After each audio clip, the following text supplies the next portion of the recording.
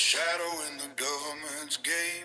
Pawn as a child with no face and no name. They stole my past to leave me cold and alone.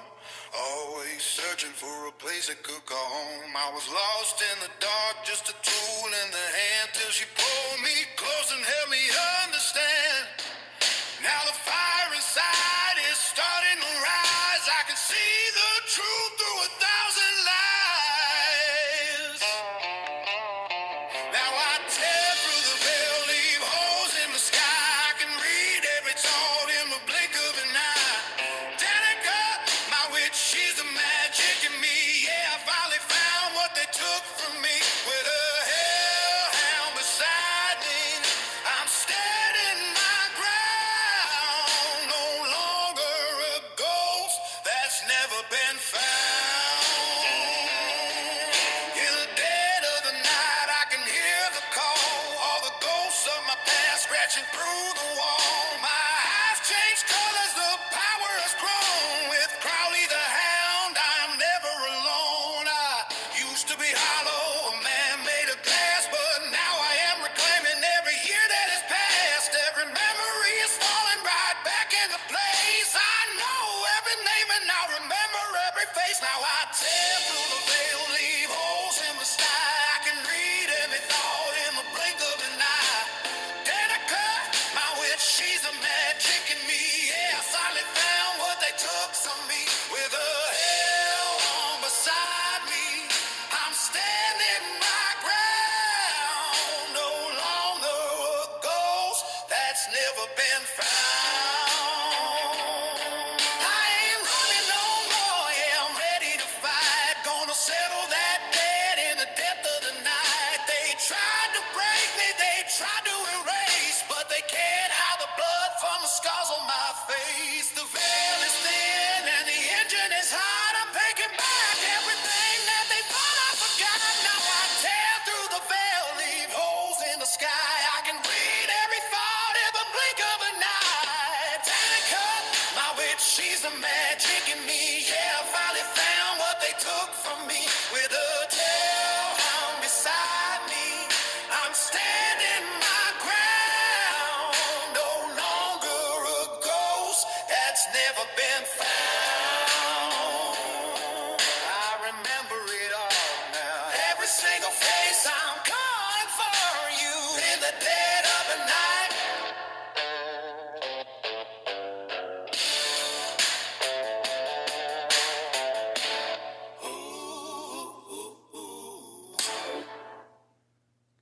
Hello, everybody. My name's Henry, if you're new, and if not, then you know my name, Henry. Tonight, this video, I'm going to do something just a little bit different. I'm going to take you down a trip down memory lane. Now, every generation has a name. And I was born in Generation X.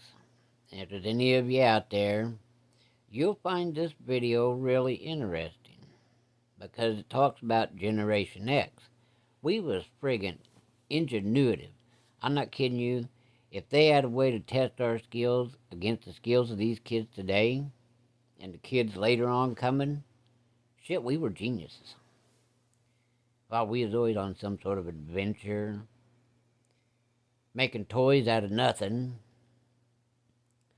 Well, just to show these other generations how smart Generation X is, I'm going to give you some examples.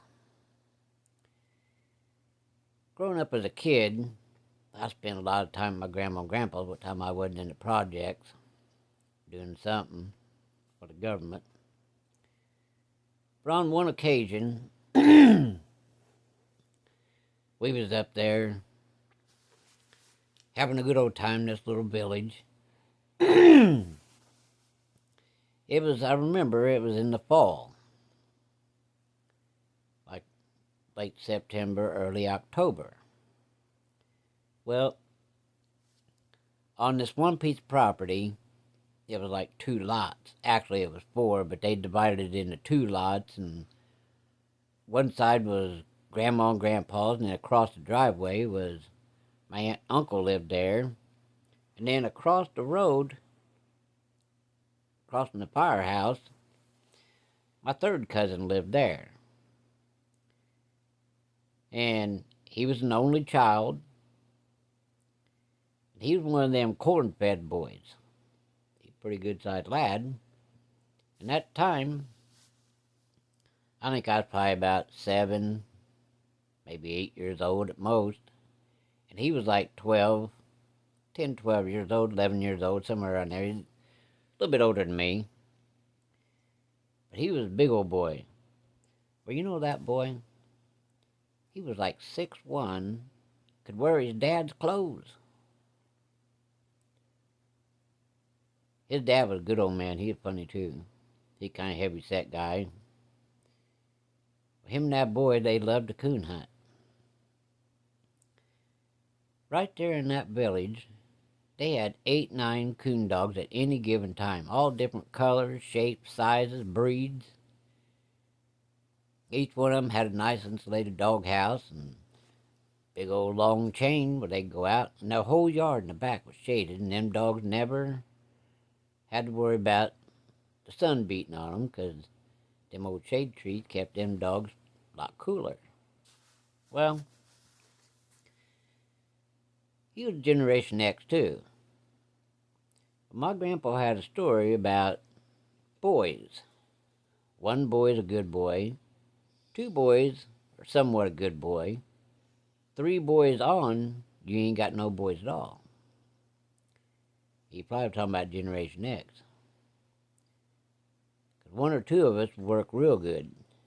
You get more than that, we start conspiring.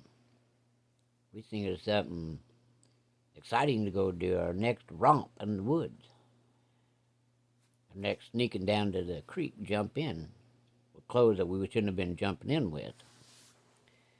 Hell, sometimes we wouldn't even take our shoes off. Knew full good and well we were going to get our ass whipped when we got home, but we did it anyway. Why? It was fun. Always testing the envelope. That was Generation X. I'll tell you what, Mattel Toy Company should have took all of Generation X and give us a job making toys. It's hard to tell them what the hell we'd come up with. Generation X was so smart and so ingenious with stuff that people would throw away that we would make stuff with. Take like a car hood, for instance. If our Generation X, it was wintertime and we found a car hood laying around someplace that nobody was using, and it was just laying there, that's fair game. You grab that thing, somebody else grab a piece of rope or a piece of chain, big old long piece of wire, something. Hell, even a leather strap, we could find one. We'd hook it to each corner of that damn car hood, and 5 or 6 of us get a hold of that thing, drag it to the top of a snowy hill, get it turned around, and we would start pushing that thing toward that hill. As soon as they started going down that hill, we all pile on there like a pack of rats on a damn boat. We didn't care if there was trees down there, rocks. Hell, that was like Evel Knievel, man. We hit that shit. We may fall off, get a bloody nose, get a cut on the forehead, maybe a skinned knee. Did we go running to Mom? Oh, hell no. That would have stopped all the fun. We'd just spit on it, lick it a few times, and look at it. That right there was a brand of bravery. We was all kind of doing stuff. Even stuff we knew we were going to get in trouble for. But we never was really out there to hurt nobody. And I say this because this story that I'm about to tell, we wasn't trying to hurt nobody. But you grown-ups might even learn from this story. You know how people like to come in on a part of a conversation and then go add to it and go tell the next guy? This is how shit gets started. And this will prove a fact to you about how you come in on a part of a conversation, somebody can get hurt. It could cause an argument, a fight. But in this case, there was a lot of that. There was a little bit of arguing, a little bit of fighting. We got our ass beat. All over a misunderstanding because we come partway in a conversation. But we was Generation X.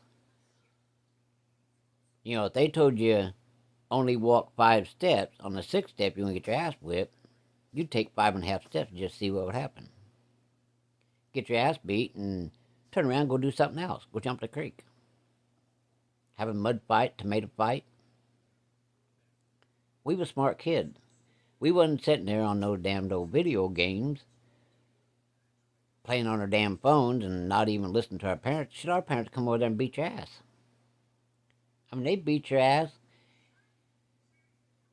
until you couldn't walk. And then shit, for the next week or two, you might be grounded. Have to go do some dirty shit, you know. Mop floors. Scoop out horse stalls. Clean out the chicken house. Or go clean the outhouse. You know, people back in those days, some of them still had outhouses. And my third cousin, his mom and dad still had an outhouse. They didn't have an inside shitter. But they survived. Hell, my grandma and grandpa had an outside shitter, even when they got plumbing in the house. And a lot of times the grandpa's sitting there reading his damn newspaper, stinking the whole joint up. Rather than take that risk of walking down that hallway and walk into a big green cloud of stink, I'd say hell with that. I'd run out to the outside shitter, and it smelled just a little bit better than what he was doing, but I was starting out fresh. Wasn't choking and gagging while I was sitting there. Because once you covered that hole with your ass, not too much smell come up in there, except for what you dropped in there. But, you know, that's the way it was. If these kids done half the stuff that we did, as Generation X growing up, like sliding down the hill on a car hood, riding bicycles and finding old boards to jump, it's a wonder we wasn't killed. But we were smart kids. Our parents just didn't realize how smart and on thought that we was. You know, I mean, we'd think about stuff for hours on time, sometimes even days. Just think of shit to do. Like saddle the old horse up, ride him down to the creek, take the saddle off of him, the blanket, lead him out there to a hole that climb up on his back and jump off into the water. Use him like a diving board. Just crazy shit. Well, anyway, this story, it really did happen. And I'm surprised I ain't got the marks on my ass to prove it. But anyway, I was up there, spent a few days with my grandma and grandpa, and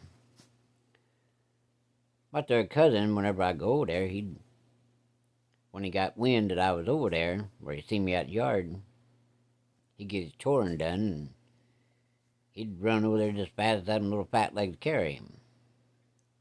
He's a good kid, good-hearted kid.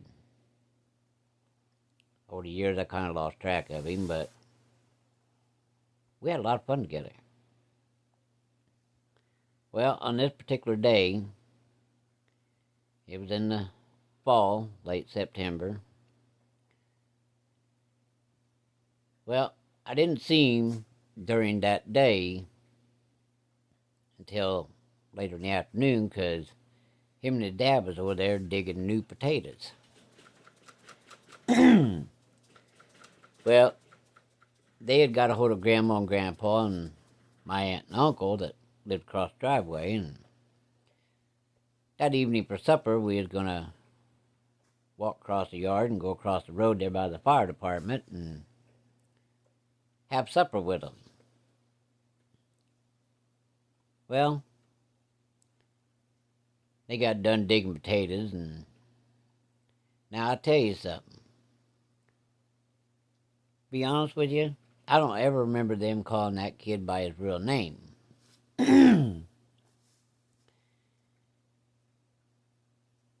Don't know why. Hell, I didn't know his real name until I was up into high school, because all they ever called him was Spud. Well, for some of you that don't know what a spud is, that's a potato. And they called him Spuds because that little chick could eat a whole bowl of mashed potatoes by himself. And that's with milk gravy on top of it. I told you he was a big one, but he was a good kid. He had the curliest dark hair you ever seen. Well, that afternoon he come over and he goes, "Hey, Henry." I said, "Yeah." He goes, "Come out here by the shit house." "What's up?" We was always conspiring about something, whether it be a tomato fight, a mud fight, or whatever. Hell, we was up for anything. He goes, "There's a problem." I said, "Oh yeah, what's the problem?" He goes, "I was listening to Mom and Dad talking earlier when we brought the potatoes in for Mom to wash them up for supper tonight." "Yeah?" He goes, "I think the whole goddamn neighborhood got worms." "What the hell are you talking about, worms? You mean like the worms in the dirt?" "No, worms like dogs get." "Get the hell out of here." "No," he said, "really." He said, "Mom was talking to somebody on the phone when I come in. Me and Dad was carrying that big old thing of potatoes in. She said, I'll be sure and tell him." Well, Dad told me to put the potatoes in there by the sink and Mom would clean them up. Said then I went outside and come back and Mom was telling Dad. He said, "I only come in on part of the conversation. The only part I come in on is everybody around got these worms." I said, "Well, that's weird." He said, "Hey,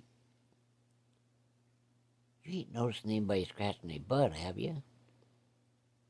"I really ain't paid attention. I ain't an ass checker.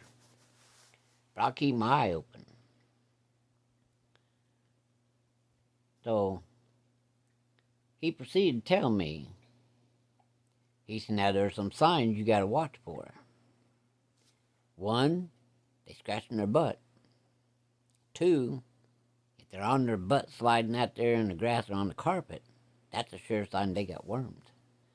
Well, I was gullible as hell. I believed everything he was telling me. That's what I get for being younger. And I said, "Well, what's the third?" He goes, "If you see them eating grass." "Okay, I'll watch." So he goes, "I gotta get back over and help Mom." He said, "But you coming over for supper?" I said, "What are you guys having anyway?"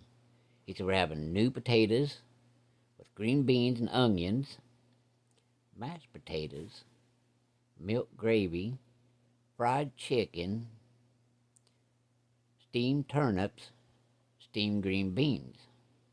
I said, "Hell, I'll be right there." And he goes, "We also brought in some corn on the cob, sweet corn."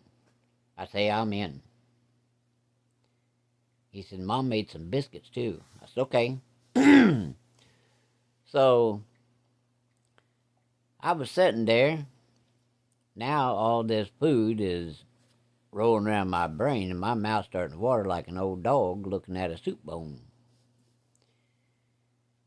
But I went back to the last thought he left with me was those three things I had to watch for. So I go in there in the kitchen where Grandpa's at, because Spud had to go home, help his mom.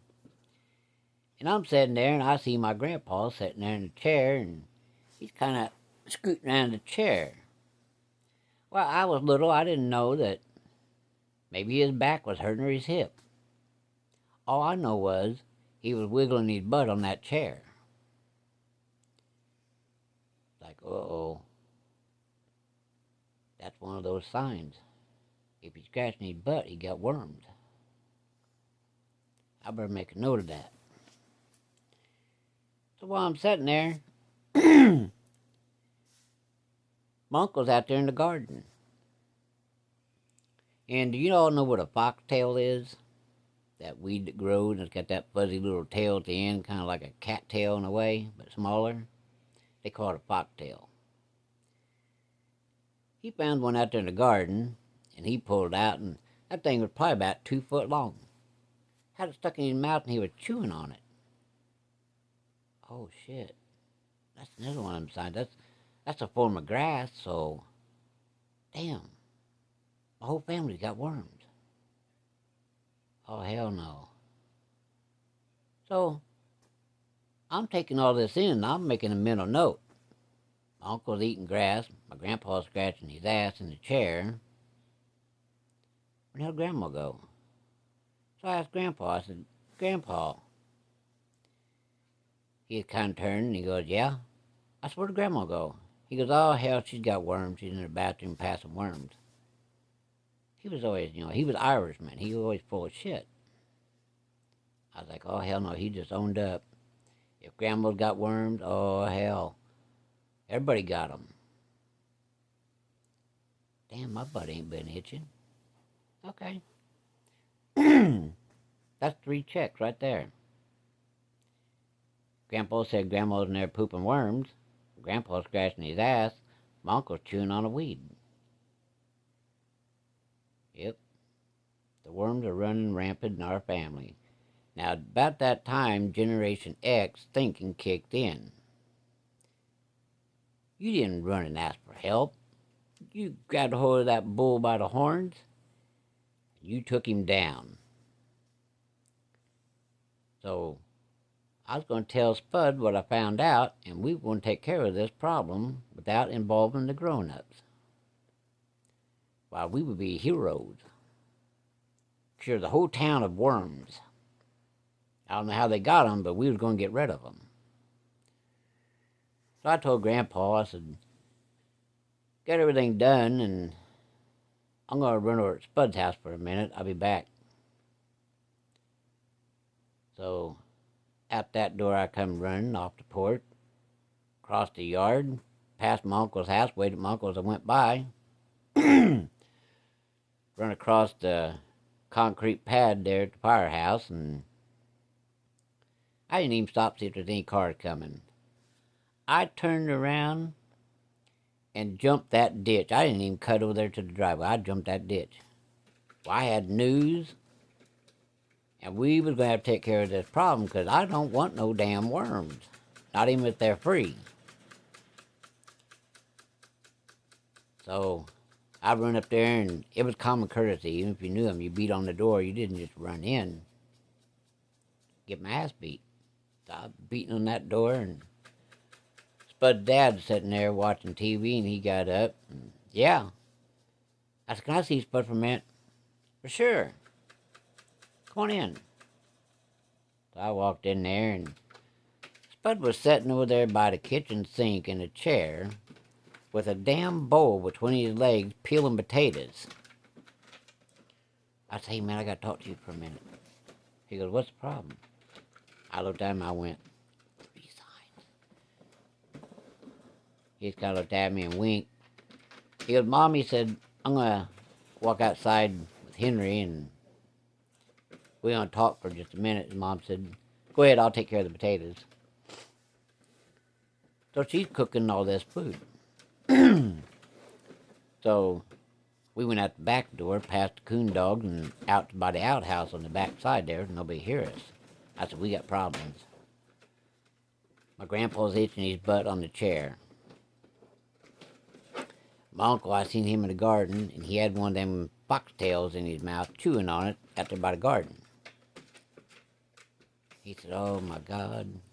I said, yeah, and the worst of it is, I asked Grandpa where Grandma went, and he said she was in there shitting worms. I just had to come tell you, we got to rectify this tonight because it's getting bad. I don't want to be contaminated with worms. That's what we're going to do. And he said, well, I'm going to need your help. Okay, what are we going to do? He said, I'll get Mom and Dad busy. And he said, come here, I'll show you something. Well, out the little shed out there by the dog houses, they had a refrigerator in there. They kept sodas in there and odds and ends. Well, they had this box, about yay tall. He opened that refrigerator up, got that box out, and he goes, let's see. There's my mom and dad. That's 2 people. Then there's your aunt, your uncle. That's 4 people. And he said, I'll ask Mom to see if anybody's coming. You just wait here. So he went and asked his mom. His mom goes, no, just Henry, his grandma and grandpa, his aunt and uncle, and just us. Okay, that's all I need to know. And he come run back outside and he goes, just us.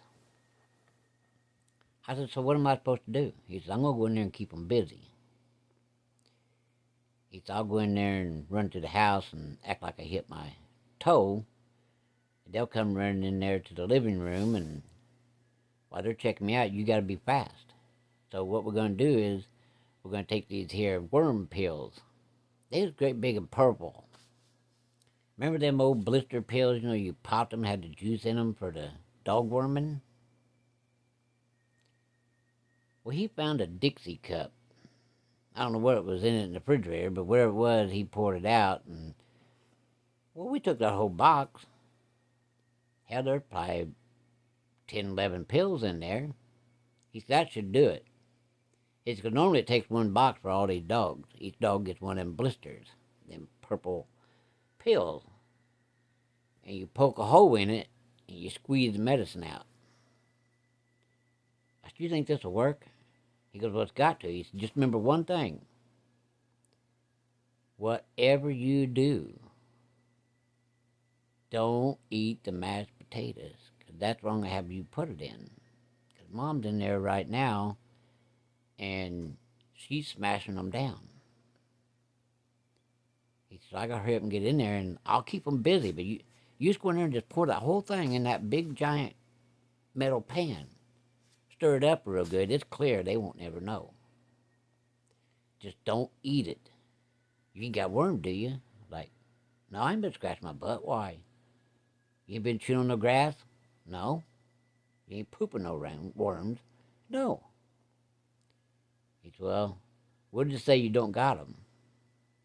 Whew, thank God. So he takes off running.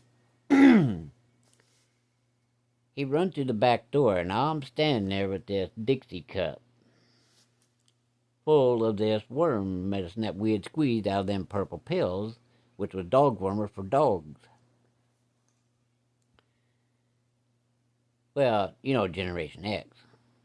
We never read the whole thing. We just looked on there and done it anyway. Whatever it was. Hope for the best. So we was going to be the heroes of the family. We was going to save the family and rid them of worms. He goes running in there, and I hear a scream that would just make a cow run. I was like, that's my cue. So I run to the back door, peeked in. Sure enough, there he was, rolling around in the living room floor like a chicken with his head off. Screaming his foot, and he's holding his little fat foot, and his little pig toes sticking up. And he's a screaming bloody murder, and they're looking him over like he cut one of his toes off. Well, I'm trying not to laugh, because I know he did that on purpose. So I'm going to take that Dixie cup, I poured a whole son of a bitch. And it was probably about 3/4 way full of dog wormer. I poured it in them potatoes, and I hurried up and give him a quick stir with that big old wooden paddle spoon. I hauled ass that back door and went back outside. Later on, he come out there, and there he was. 1 boot on, 1 boot off, and no sock, and he had umpteen band-aids all over his toes and his feet. I said, what do you think they'd know? What do you think they'd do to you if they knew you was lying and they waste all them band-aids? He goes, they'd probably pat him my little fat ass. He said, did you get it done? I said, yeah. He goes, did you pour it in the potatoes and stir them? Yeah. He goes, remember, don't eat the mashed potatoes. Okay. I said, well, I better get home because they're going to be suspecting that we're up to something. So I run back over across the road by the fire department, went through the yard, waved at my aunt and uncle in there sitting at the kitchen table, went on through to Grandma and Grandpa's house. Grandpa goes, boy, what the hell is so important? I said, I'd forgot to tell him something. He goes, well, here in a little bit you need to go in there and get cleaned up. Wash your fingers. He said, we'll be leaving probably about an hour or so, going over there to Spud's, eating supper. I said, yeah, man, they're having a feast. Everything I like in one setting.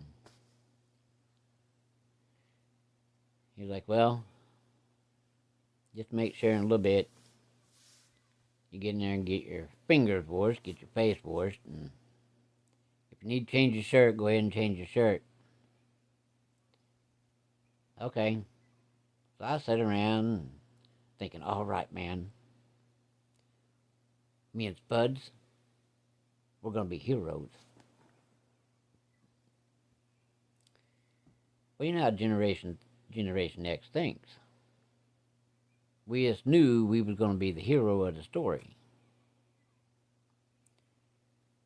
So I was watching the clock, and I went in and washed my fingers and face real good, and dried off, combed my hair, and put the ball cap on. It wasn't long. Grandpa went in and used the bathroom, cleaned up. Then Grandma went in and she washed up, combed her hair out, and checked her dress to make sure it was still okay. But then she called my aunt and uncle, and we were going to meet them at their house and just walk over together. No use driving, hell, it's just right there across the yard. So I'm just all smiles thinking, oh my God, they're going to be so proud of me. They won't have to spend no couple $100 at old doctor's office, old sawbones. I'm just smiling. My grandpa said, what the hell are you smiling about? Because I'm just happy we get to go over there and they're having everything I like. He goes, well, just mind your manners, boy. Okay. And he goes, don't leave no wooden nickels as a tip either. My grandpa, he was Irish. He'd always cracking a joke, aggravating, doing something to me. And my uncle, he kind of got to laughing. We went across, knocked on the door, and they welcomed us in. But Dad hollered in, and he said, Ma, is supper ready? She goes, yep, I'm just putting the stuff on the table. Come on in and have a seat. Come on in and grab your plate. She goes, there's still stuff on the stove, and I've set as much as I can on the table, but I had to leave room for all of us to sit. So everybody grabbed their plate, and Spud looked at me and he goes, don't eat the mashed potatoes. Okay. So I'm loading my plate down. I mean, it's rounded up. You throw them down as a hog trough. Well, my grandpa's standing there and he goes, you don't want any mashed potatoes? No, I think I got enough on it. I'm going to eat what I got here first. And if I got enough room, then I'll come back for the mashed potatoes. He said, where are you planning on putting that milk gravy? I said, on top of everything else. But I like me some milk gravy. So I got everything except for mashed potatoes. Well, then everybody else got their food.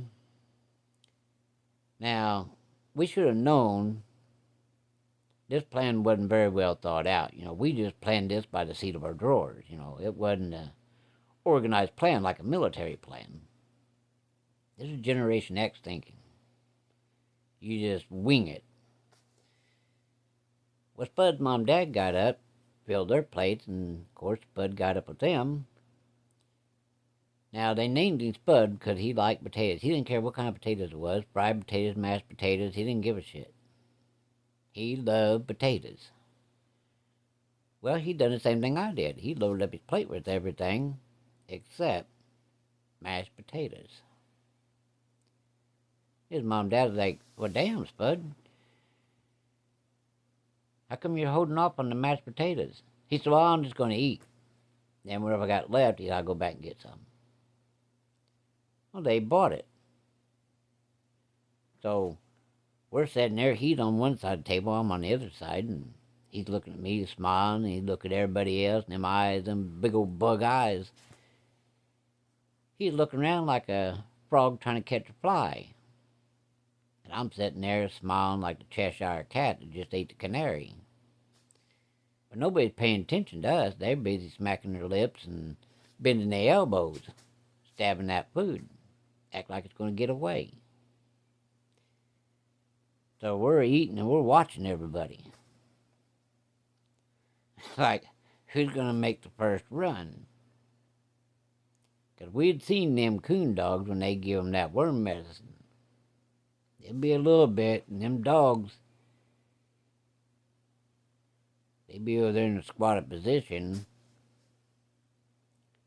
shitting like there's no tomorrow. So, in our minds, we're wondering, we're taking bets to ourselves on who's going to make the first run to the toilet. Now, you had to go away to the end of the yard out past the dogs. That's where their outside John was. It was a 2-seater. I guess back in those days, if you had a 2-seater or a 3-seater, hell, that was fancy. But they just had the common, ordinary 2-seater. I guess in case you got lonely, you sit there and shit together and trade magazines back and forth.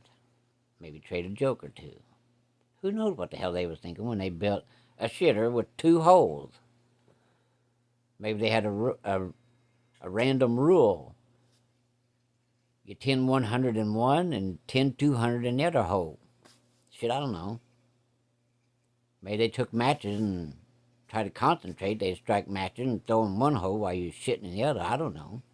Never did figure it out. Never crossed my mind to ask. But I have seen shitters, them outside shitters, with 4 holes.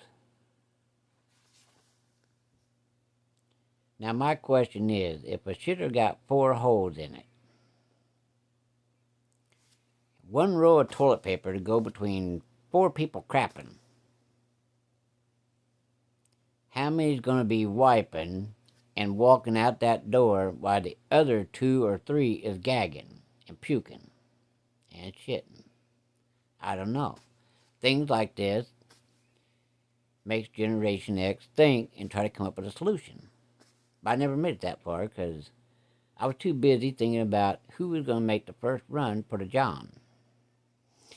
So we're sitting there at that table trying not to laugh and just had a big old smile on our face, wondering who's going to take off running first. Well, everybody's pigging out, and they're complimenting on her cooking. Now, she was a damn good cook. We just added a little seasoning and a little surprise to the mashed potatoes, but we wasn't eating them, so it didn't matter. We ain't the 2 that had worms. Everybody else at that table, we thought they had worms, because that's what they said. And I'd seen the signs that Spud told me. Eating grass, scratching ass, pooping worms. Well, everybody went for 2nd round. After that, they went to 3rd rounds. Then the women started cleaning the table. Me and Spud went outside so we could be out there and see who'd come out first and which way they was going to be running. The 3 guys went into the living room, sitting there talking, shooting the shit, smoking cigarettes, and watching TV. So we're sitting out there by the dogs, petting the dogs, talking to them, talking about the last coon hunt he went on and how many coon they got. Well, after a few minutes, his mom comes stumbling out the back door, holding her belly. Oh man, here we go. She's gonna hit the bathroom. Sure enough, she wobbled out there to that bathroom, staggering around like she was drunk. She made it out there, and as she went in, she looked back at us, and we couldn't help her no more. We started laughing. Yep, medicine's working. While she's in there, you swarmed down, she was shitting a porcupine. She was like, oh Lord, just praising the Lord and thanking everybody, including Allah, that she'd made it to the toilet. Well, she in there quite a long time, there's a lot of noise in there. Well, shit, you'd swim down, there was a war in there, we was carrying on. She come out and, Bud, go in there in the pantry and grab out a couple of rolls of toilet paper. Okay, Mama. He says, working. So he goes in there and pantry and grabs a couple of rolls of toilet paper and runs out there to the crapper and hangs them up in there on that big old hook deal. She no more made it back to the house, and here come my grandma. Well, I was nice. I seen her coming to the glass, so I opened the door. She run on out there holding her stomach, and one hand holding her stomach and the other one holding her ass. She run out there to that bathroom, slammed that door shut, and it's the same thing. We swam down there with two coons out there fighting. All kinds of weird noises coming out there, and oh, praise the Lord. Oh, Lord, help me. We swam down with Sunday services and a coon fight going on at the same time. After a few minutes, she come out of there and sweat just rolling. And, oh, man, she said, I feel bad. As she wobbled onto the house, and I opened the door, and she went in. It was like I was the doorman. So we sitting out there laughing, me and him. He goes, see, I told you, they had worms. I said, well, they get one dose or two? And he goes, oh, one dose should do, that's all it takes for the dogs. Okay. The next thing you know, there goes my grandpa and my uncle heading out the door at the same time. They doing the same thing, holding their belly and their ass. I opened the door and let them out. They run across the yard down there to the shit house, and there Spud's dad was, sitting at the back door, his hands like this here, and he's leaning on the door like, oh, man. He said, I'd fart, but I'm afraid I'm going to shit. Well, my grandpa and cousin down there, it sounds like they're having a meeting at the local church and a coon fight, too. Now, they're both in there, 'cause luckily there were two holes. Maybe that's what the two holes are for, in case everybody got the shit. After a few minutes, Spud's dad made it out there, and he's like, guys, you gotta hurry up, or I'm gonna be sitting on somebody's lap.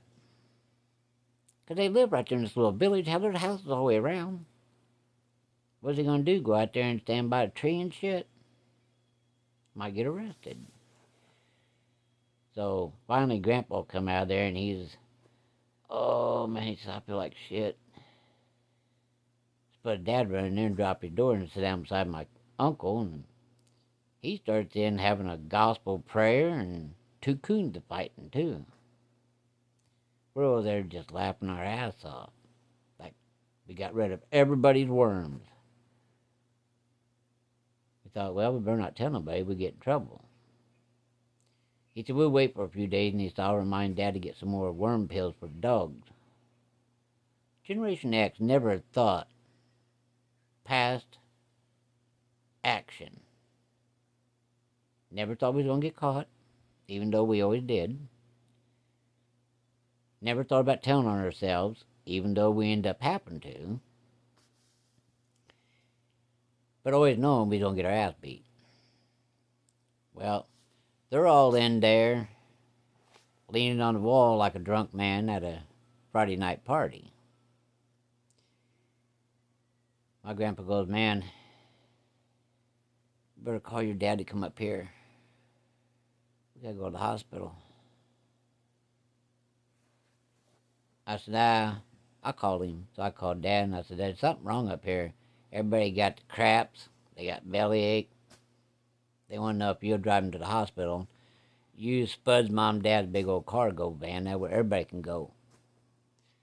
Now, we had not thought about this. This was not in our plans. Operated like the dogs. They would just crap a little bit. They feel better. Got rid of them damn worms. So, again, we're not thinking. We didn't realize that all the grown-ups were going to have to go to the hospital. And my mom and dad was going to come up here and pick them up. There wasn't going to be nobody sitting there to watch us. So we were going to have to go to the hospital and try to keep a straight face and not say nothing. That was the pact. So my dad and mom shows up about an hour or so later, and everybody's still holding their stomachs and hoping they don't have to go shit again. Well, my dad come in, and my mom worked in the nursing field. She's like, is it some kind of food poisoning? That quick? Me and Spud didn't say a word. We wasn't volunteering nothing. She goes, but I never seen food poisoning work that fast. Usually it's like the next day or that night later on, not that damn quick. Well, we were sitting there trying to keep a straight face. We knew full damn well what happened, and we was the cause of it. But all we was trying to do was help them. Trying to save them some money, but shit, they had to go to the hospital anyway. So the doctor takes them in there, and they're going to run this test, and they're looking them over, and we're sitting there in the waiting room trying to look at a fishing magazine, anything to keep from laughing. Because we didn't mean to make them sick. We just wanted to get rid of the damn worms. Hell, we didn't realize it was going to make them sick. We wasn't trying to kill them or nothing. We just wanted to rid them of the worms. So we're sitting there, and my dad goes, how come you two ain't sick? I don't know. I guess because we're younger, maybe. Well, yeah, but usually if somebody gets the flu or something, it gets passed all the way to the house, everybody get it. I don't know, I've been feeling pretty good. Well, my dad was a smoker. And he goes, come on, boys. Let's go outside and I'm going to have a smoke. So now that generation was always picking up like a piece of grass, chewing on it, or a weed and chewing on it, usually like an old foxtail. My dad squatted down there smoking his cigarette, and we're sitting there watching, and he sees an old foxtail right out there at the end of the hospital yard. He walks out there and looks around, reaches down and pulls that foxtail and starts chewing on it. Well, I hit Spud. I say, look. Damn. How are we going to worm him? We ain't got no more worm pills. He goes, just whatever you do, stay away from him. Okay. So, get back in the waiting room. Me and Spud sit down, grab our fishing magazines, and they're looking at it. Dad walked down to the bathroom. Spud looked at me and looked at him. I said, yeah, I know. Well, he comes back. Meantime, Mom and the doctor come back. You boys eating supper too? Yeah, we ate. Why? Well, we run a several tests, and we did a stool sample. Me and Spud, we was biting our lip, biting our tongues, anything we could to keep from laughing. We found the same kind of stuff that you would find in dogworm medicine. Like, no shit. Yeah. How come you guys ain't sick? You guys been feeling sick? Diarrhea? Puking or anything? No, we feel good. You sure you don't know nothing about this? Was there anybody in the house that didn't come? No? We all came. Grown-ups are in there being checked out, and we're sitting out here with my dad. And you guys ate the same thing and didn't get sick. No, we didn't get sick. But that's just strange. Now, we figured that doctor was so stupid, he had no clue what we did. And all we were trying to do is help. We wasn't trying to kill nobody or make them sick or make them shit themselves to death. So we're sitting there, and in the meantime, my dad comes in. He's asking my mom what they said, and my mom was looking at us kind of sheepish, and she goes, everybody got dogwormer except for these two.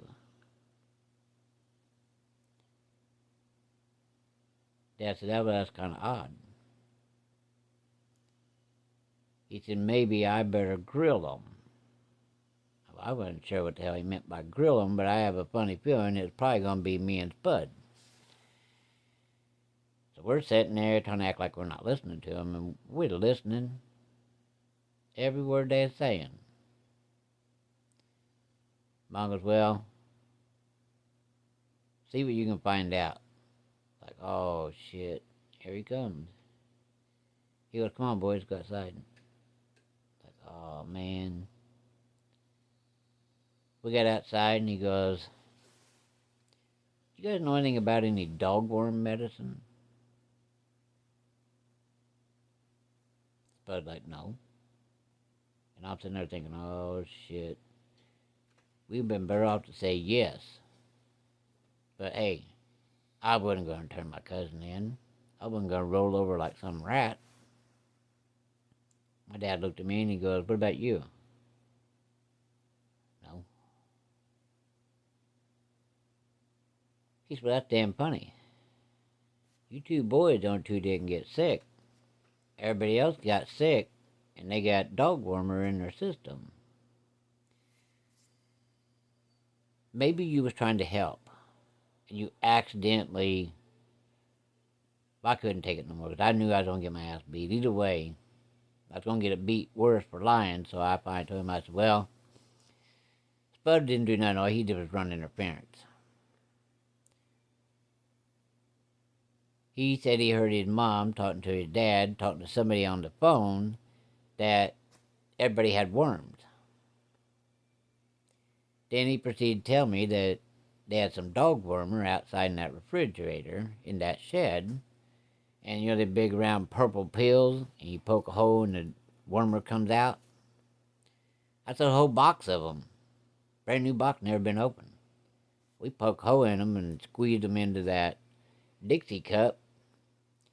He went running in there like he hurt his toe. While they was checking, I went in there because I figured they was like a dog. They wasn't just going to eat the damn things. So I poured that whole Dixie cup in there. It was about 3/4 way full, and I pulled all that dogwormer and the mashed potatoes, stirred them up real good, and got the hell out of there. He goes, and that's the reason why you guys didn't eat no mashed potatoes, and that's why you ain't sick. Well, yeah, we didn't have worms. Well, how in the hell do you know they had worms?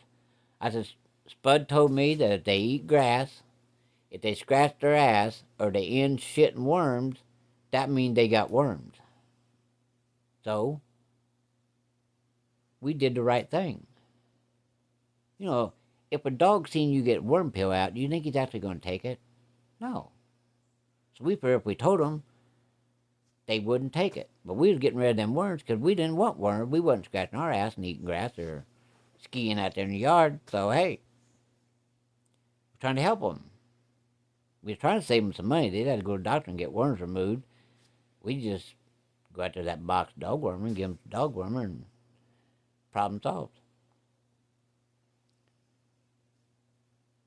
Well, my dad started laughing. That was a good sign.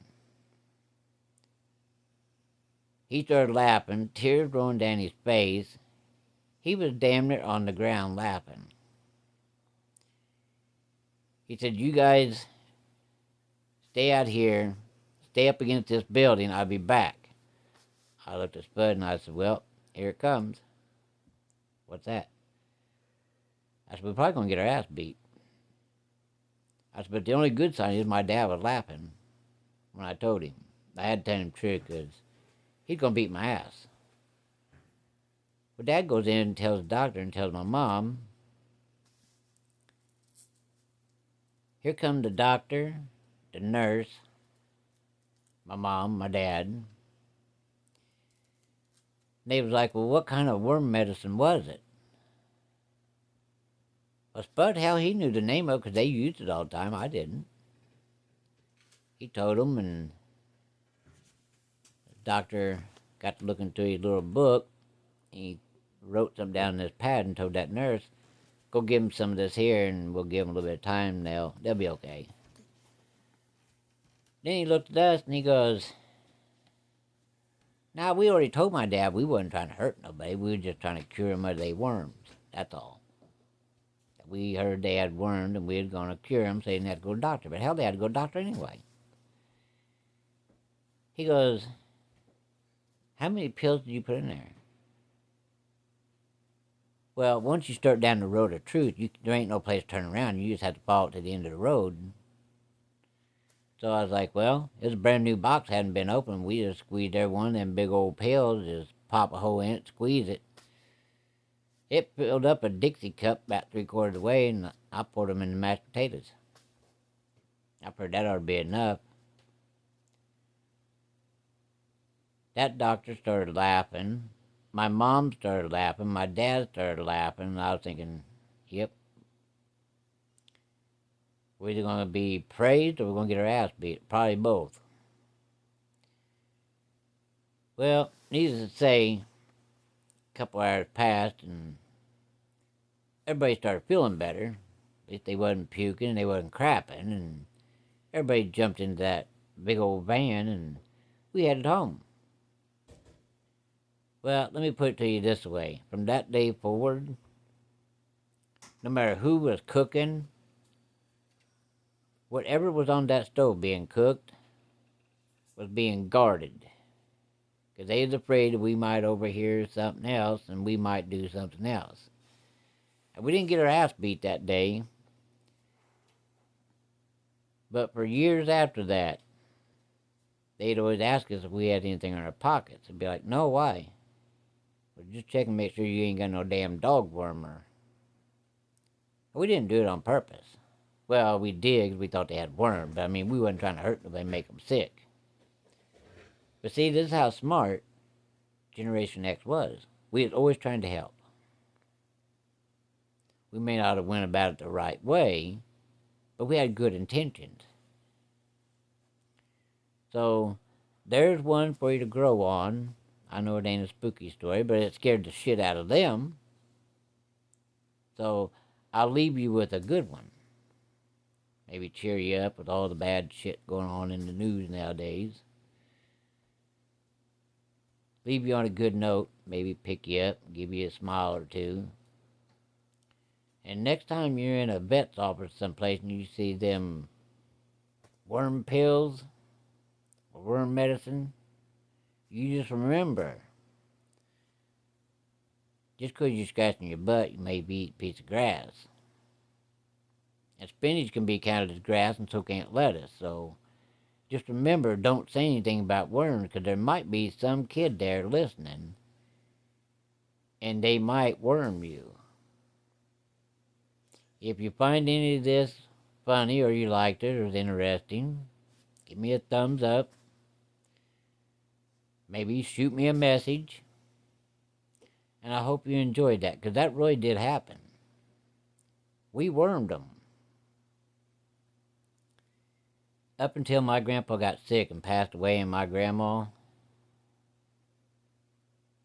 they'd always laugh about the time we wormed them with dog wormer. But you know how they say karma's a bitch and she comes back and bites you? I think somebody cursed me. Because years later, down on the farm, I was worming hogs with a syringe. And because I was smaller, I would straddle the gate after we run the hog in there, and I would jump on the hog backwards, stab him in the ass, and then he'd run on out to shoot. Well, I was getting pretty good at it.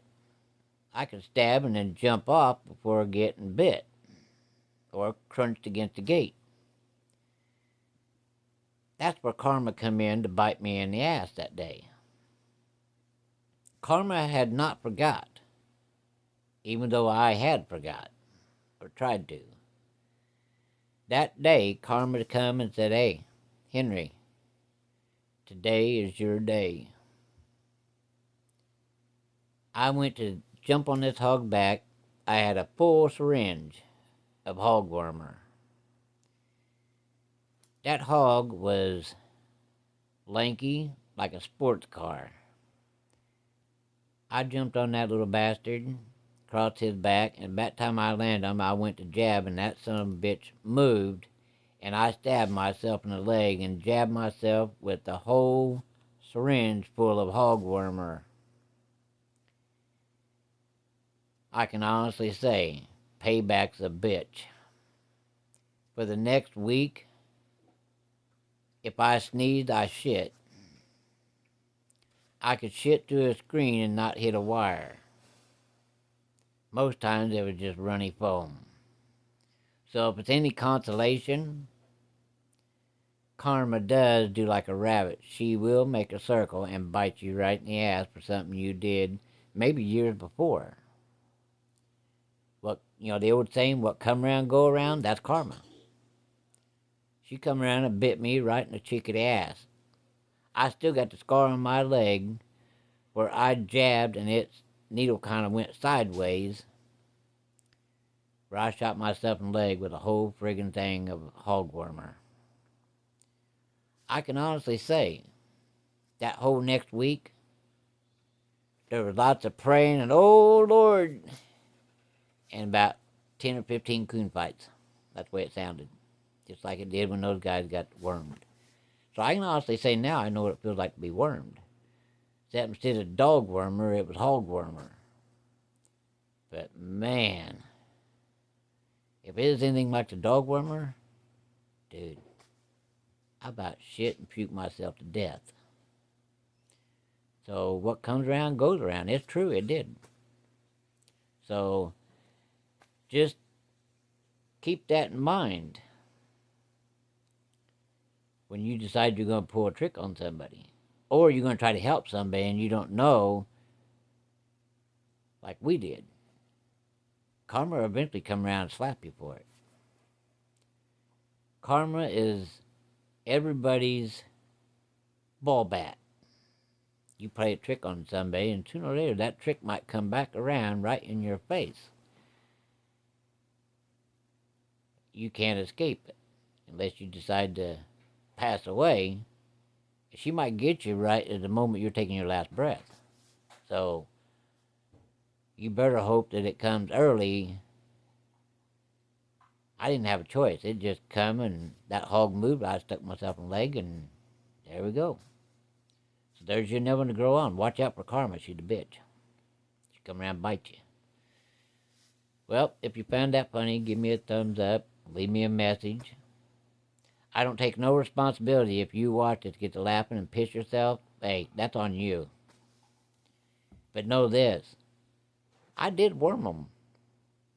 And I'll be goddamn, years later, the wormer got wormed with hog medicine. Worm didn't kill me. Ah, hell, I was too damn ornery and young to die.